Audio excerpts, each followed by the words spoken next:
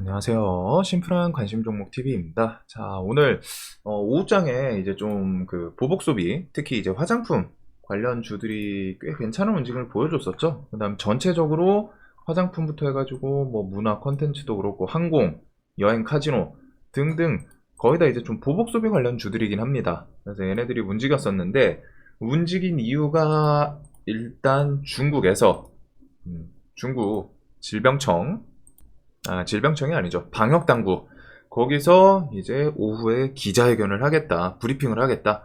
그러다 보니까 이제 시장에서, 방역당국에서 지금 브리핑? 지금 중국이 좀 특이점이 있죠. 하나가 일단 대규모 시위가 계속 진행 중입니다. 그래가지고 그 부분에 대해서 제로 코로나가 계속 이어지고 정책을 엄청 강하게 쪼이다 보니까 그거에 대해서 이제 참다가 사실 중국 제외하고 나머지 국가들은 거의 위드 코로나 상태잖아요. 이제 중국이 계속 제로 코로나 진행 정책이 살아있다 보니까 그거에 대해서 이제 좀 방역 시위 일어나고 좀 대규모로 갔다 엄청 큰 것 같더라고요. 지금 시위가. 그래서 그런 좀 상황이 있는데 거기다가 오늘 이제 그런 시위가 일어나고 있는 상황에서 방역 당국 기자회견 요거를 한다고 하니까 이번에 그 제로 코로나 정책 좀 완화 시키는 거 아니야? 이런 기대감이 엄청 크게 작용을 하지 않았나 싶어요. 그래서 요 내용 때문에 이제 시장 장중에 막 움직이고, 근데 결과적으로 좀 발표 나온 방역 그 기자 브리핑은 내용을 봤을 때 제로 코로나에 대해서 적극적으로 갔다가 막 좀 크게 나간 부분은 조금 없지 않나 싶거든요. 아쉬워요. 개인적으로 딱 봤을 때 이제 뭐 정밀 방역 뭐 강조 요런 내용이 있었고, 그 다음에 과잉봉쇄 이게 지금 대규모 시위 좀 어떻게 보면 시발점, 가장 중요한 대규모 시위의 좀 핵심이지 않았나. 과잉봉쇄 요거 때문인 것 같은데, 하여튼 과잉봉쇄랑 뭐 진단키트 뭐 이런 것들 하면서 좀 그 부분 좀 해소 어떻게 하겠다 뭐 얘기 대신에 이제 뭐 정책적으로 나온 건 아니에요. 플러스 이제 고령층 그 백신 접종 뭐 가속화 뭐 조금 더 늘리겠다 이런 부분들 정도가 나왔지, 직접적으로 지금 제로 코로나 그 정책에 대해서 뭐 반으로 줄인다거나 아니면은 뭐 없앨 거 없애고 그런 식의 내용은 나오지 않았습니다. 즉 생각보다는 기대했던 것보다는 지금 대규모 시위에서 이어지다 보니까 제로 코로나 정책을 완전 폐지하면서 좀 위드 코로나까지도 갈 수 있지 않을까 싶었는데 그 정도가 나오진 않았어요. 그래서 그것 때문인지 시간에서 얘네들이 처음에 좀 밀렸다가 막판에 그냥 또 갑자기 또 힘을 줬거든요. 좀 특이해요. 그래가지고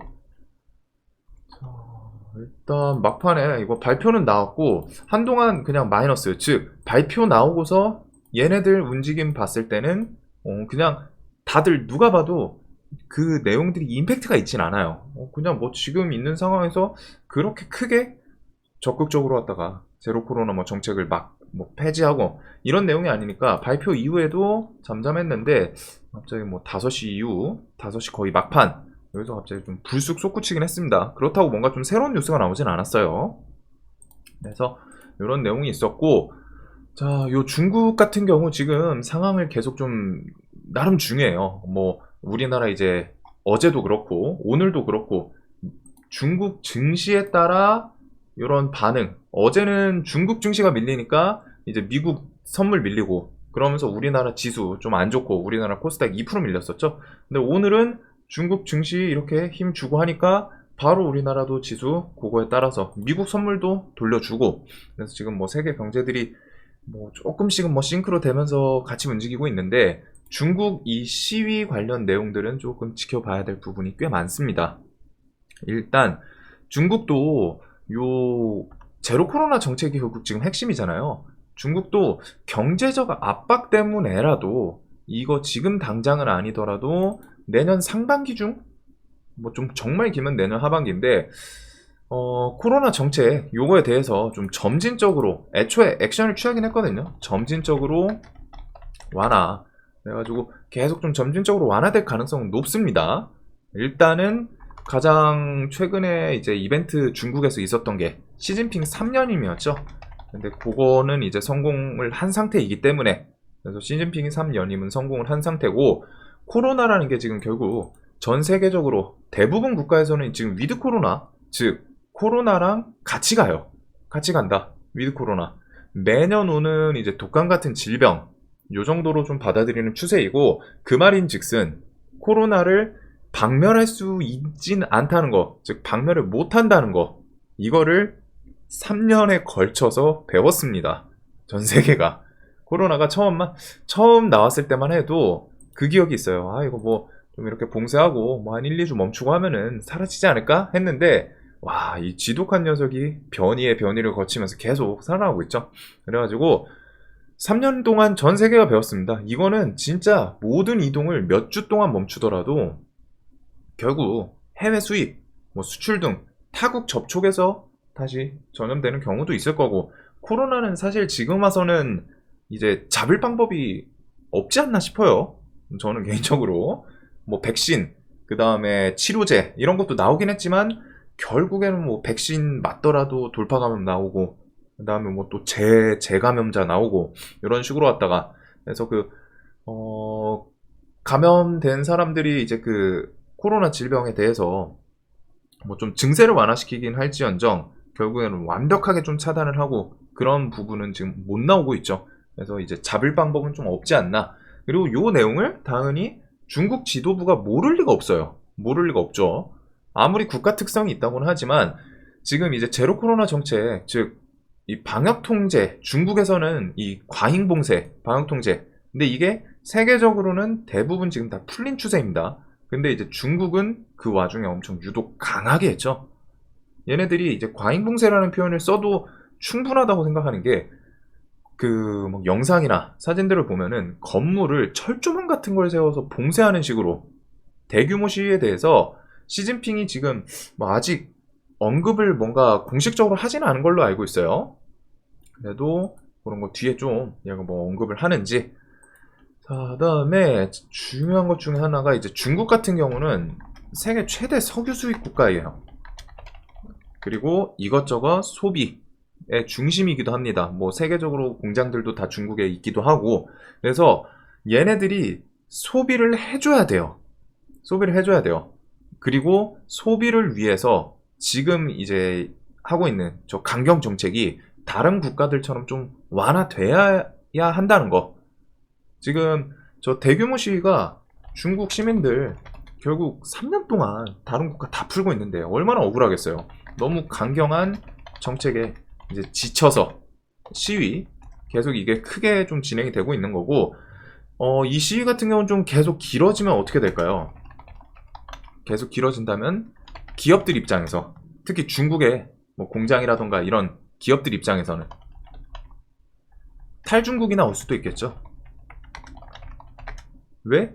얘네들 매일 뭐만 하면 봉쇄한다 그러고 공장이 정상적으로 안 돌아가. 그러면 그게 하루 이틀이지. 계속 그러다면 중국 안 되겠다. 거기다가 지금은 중국을 대체할 국가도 동남아부터 해가지고 뭐 여기저기 좀 있어요. 찾아보면은. 그래서 이런 내용들이 계속 길어지면은 공장이 정상적으로 안 들어가고, 그러면은 생산을 못하고, 생산 못하면 기업한테는 당연히 손해로 작용을 하겠죠. 기업 입장에서는 툭 하면은 중국 공장 갖고 있는 기업들은 툭 하면 리스크로 부각이 되는 거예요. 뭐 그 직원들 중에 한 명 코로나 나오면 뭐 봉쇄 당하고 막 이런 식으로 갖다 움직일 수 있으니까. 그리고 그런 게 쌓이면은 당연히 중국 대체할 수 있는 인력 관련해서 뭐 동남아도 있고 하다 보니까, 물론 이제 기업 입장에서 이런 중국에다 세워둔 시스템을 놓고 가기에는 쉽지는 않을 겁니다. 하지만 상황이 계속 반복되고 하면은, 반복되고 하다 보면은 이거 중국을 좀 나가야 되나? 고려하거나 혹은 탈출하는 기업도 늘어날 거예요. 이런 내용은 결국 중국 경제 입장에선 안 좋겠죠. 중국 입장에서는. 그리고 이런 시위가 길어지면은 중국이 이제 좀 세계적으로 주축인 철강, 그 다음에 화학, 이런 관련주들의 가격이 좀 증가할 수 있습니다. 왜? 공장이 정상적으로 생산이 안 되기 때문에 공급이 줄어들고 하면은 그거에 대해서 가격이 증가하는 자연스러운 현상도 이어질 수 있겠죠.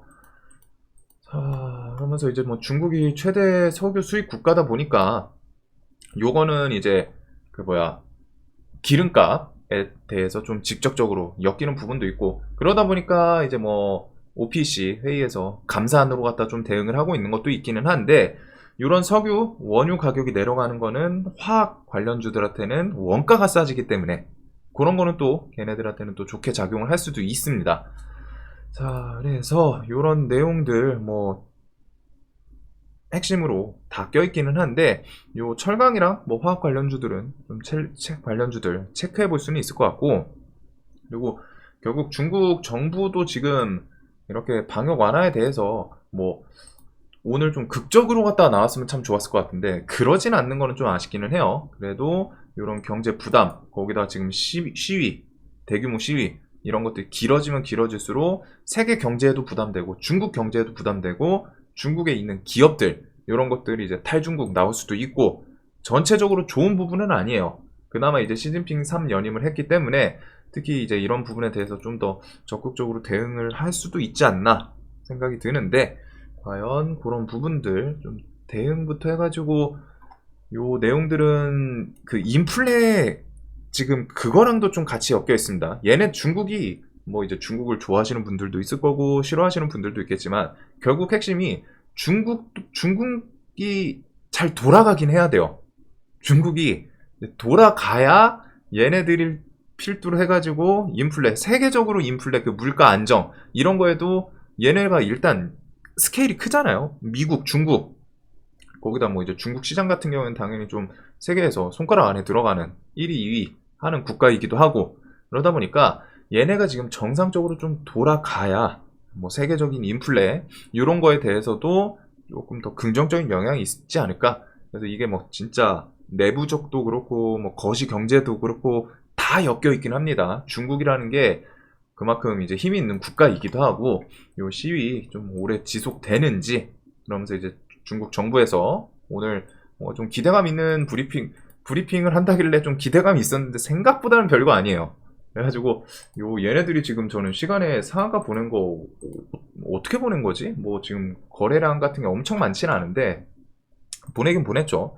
좀 의아하긴 하지만 그래도 일단은 보복 소비 관련주를 저는 지금은 아직은 좀 그냥 반짝하는 내용인 것 같은데 결국에 내년이든 해서 제로 코로나 정책 조금씩 완화되는 내용들은 따라오지 않을까. 그리고 그거에 대해서 이런 세계적인 움직임들 한 번 정도는 생각해 볼 수 있는 내용이 있지 않나 싶어서 간단하게 영상 만들어 봤습니다. 자, 영상 항상 도움되셨으면 좋겠습니다.